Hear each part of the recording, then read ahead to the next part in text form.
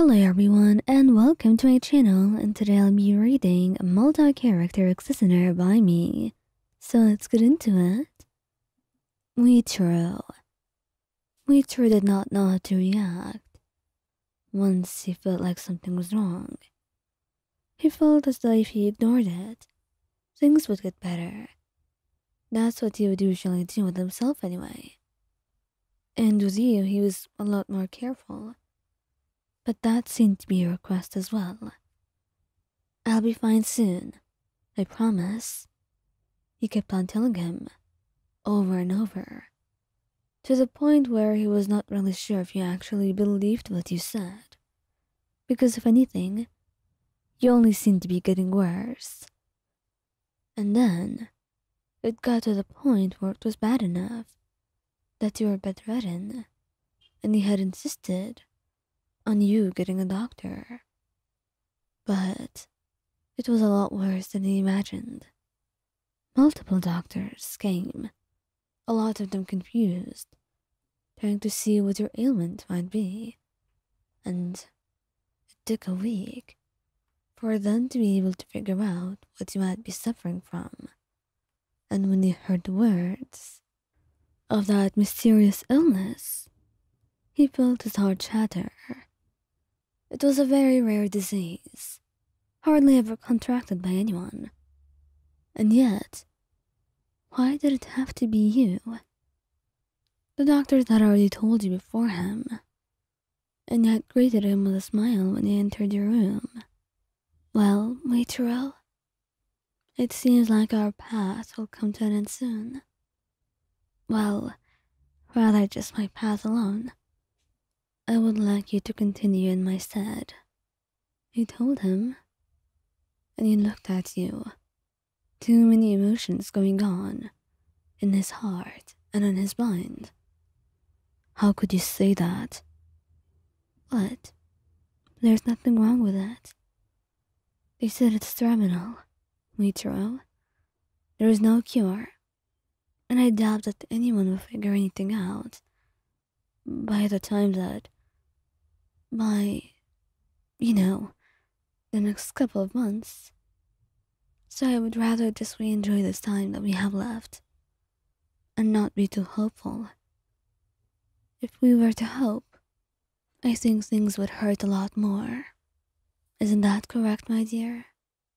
You tell him. But he's trying so hard to stay composed. He's trying to seem like some wall of support to you, to be able to be strong enough for you, to support you, to comfort you. But how could he when he was losing you so soon? However, he didn't say a word, not when you know him so well. You held him tightly within your arms, hugging him, and you let your hand run through his hair gently. It'll be alright, Muichiro. I promise you that. And then he cried. He broke down in your arms, his heart shattering into tiny little pieces. He had no idea what to do, but right now, he knew that the two of you barely had any time together. And right now, instead of crying, the two of you should be enjoying this, should be enjoying every moment the two of you would have. But right now, he just needed to grieve for a little bit, to grieve the time that you will never be able to have.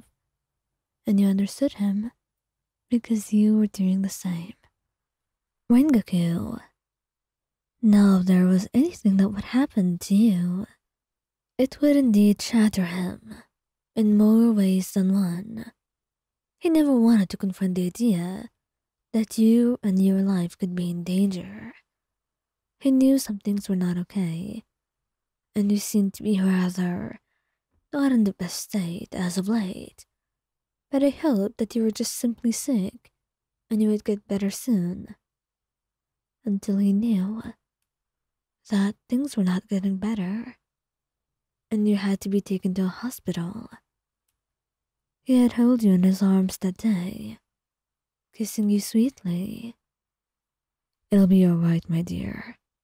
You'll be just fine," he said, telling you that he believed in your strength and knew that nothing would happen to you in the end.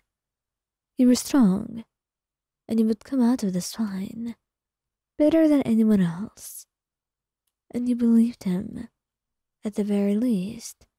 What he said was what you had wanted to believe, and right now, it was what you needed to hear. So, when the news had broken through, and the doctors had told both of you of your illness, it was no wonder that both of you were shocked. But mostly, Rengoku. For some reason, he had taken it pretty well, and you were rather understanding, but he was desperate. "How about we check again? Surely that can't be. It can't be real. She's fine, and she's only been sick for a couple of days. I'm sure she's okay," Rengoku kept saying. But they just confirm it more and more. They've done more than one test, and the result keeps coming back the same. They've already tried, they've already seen, and there was no changing the present. And there was no cure to at least secure your future. So when they left, he felt like he was broken, about to lose someone he cared about again. "Hey, darling," he says, his voice trembling as he takes your hand in his, squeezing it gently.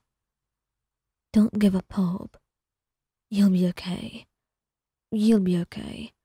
And I promise, nothing will happen to you. You'll be fine," he said. But you were crying, shaking your head. "We won't be fine. Neither of us will be. You tell him." And he just shakes his head, holding you tighter and closer, refusing to let go of you. That part of him had already shattered, knowing the future was not a bright one. It was a future without you, a future that condemned him to live a life without someone that he loved.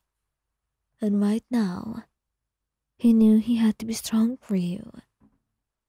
But today, and only today, will he let himself break in silence. He would not show you his tears, for he didn't need to see that. But his heart was broken, and he could not pretend otherwise. But in the end, he would do everything within his might to make sure that your last memories are happy ones.